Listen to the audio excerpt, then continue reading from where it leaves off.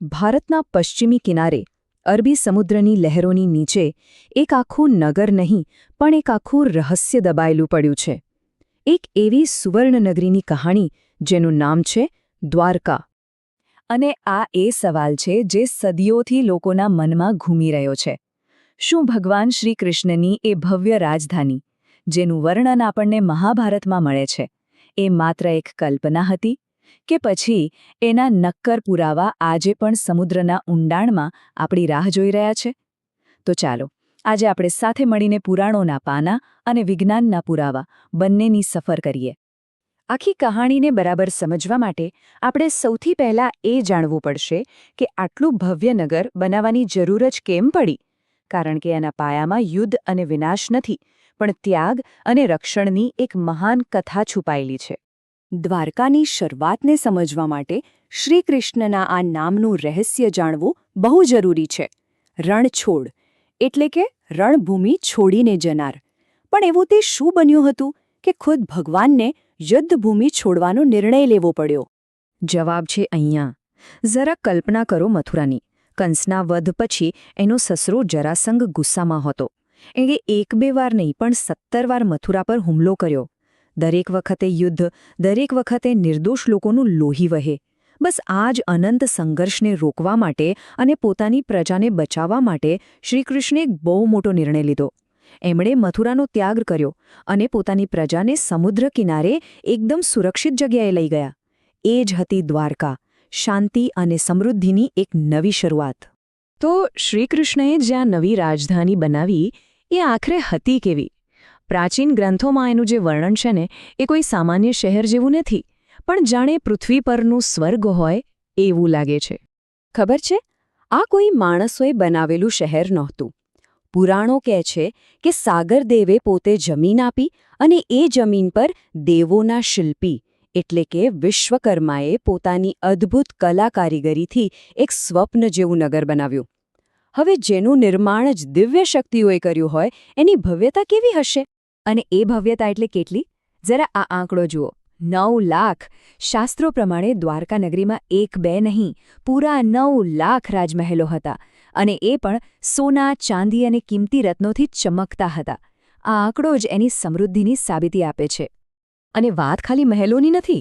દ્વારકા એકદમ પ્લાનિંગ સાથે બનેલું શહેર હતું. ચારે બાજુ એવા મજબૂત કિલ્લાઓ કે જેને કોઈ ભેદી ન શકે. અંદર પહોળા રસ્તા, સુંદર બગીચાઓ અને મોટા તળાવો.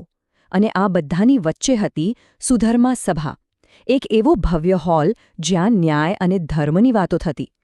ગ્રંથોમાં લખેલું વર્ણન ખરેખર એક એવા સોનેરી યુગનું ચિત્ર બતાવે છે જેવું બીજે ક્યાંય ન હતું.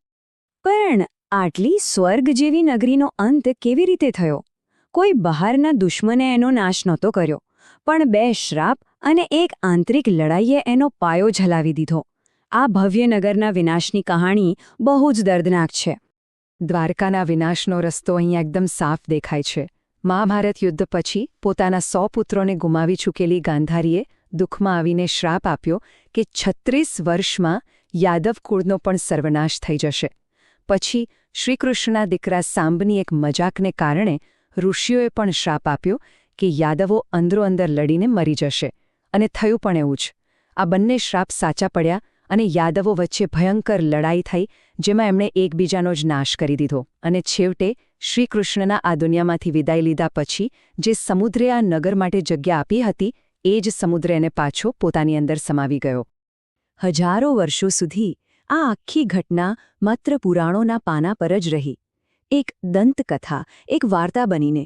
પણ પછી 20મી સદીમાં વિજ્ઞાને સમુદ્રના પેટાળમાં ડૂબકી મારી એ જાણવા માટે કે શું આ દંતકથા પાછળ કોઈ સત્ય છુપાયેલું છે. લાંબા સમય સુધી લોકો દ્વારકાને કાલ્પનિક જ માનતા હતા. પણ 1980ના દાયકામાં ભારતના એક બહુ જ પ્રખ્યાત પુરાતત્વવિદ ડૉ. S.R. રાવે એક મોટું સાહસ કર્યું. એમની ટીમનું એક જ લક્ષ્ય હતું, સમુદ્રના ઊંડાણમાં ખોવાઈ ગયેલી દ્વારકાના પુરાવા શોધવા. તો પુરાતત્વવેદો આખરે શોધી શું રહ્યા હતા? ચાલો પુરાણોના વર્ણનને ફટાફટ યાદ કરી લઈએ. ઘણા દરવાજાઓવાળી નગરી, મજબૂત કિલ્લેબંધી, એક સુઆયોજિત શહેર અને સમુદ્રથી ઘેરાયેલું, બરાબર? આ 4 મુખ્ય બાબતો હતી. અને હવે જુઓ કે ડૉક્ટર રાવની ટીમને શું મળ્યું. સમુદ્રમાં લગભગ 70થી 100 ફૂટ નીચે એક આયોજિત શહેરના ખંડેરો, મોટી મોટી દિવાલો, પથ્થરના લંગર અને માટીના વાસણો. આશ્ચર્યજનક છે નહીં?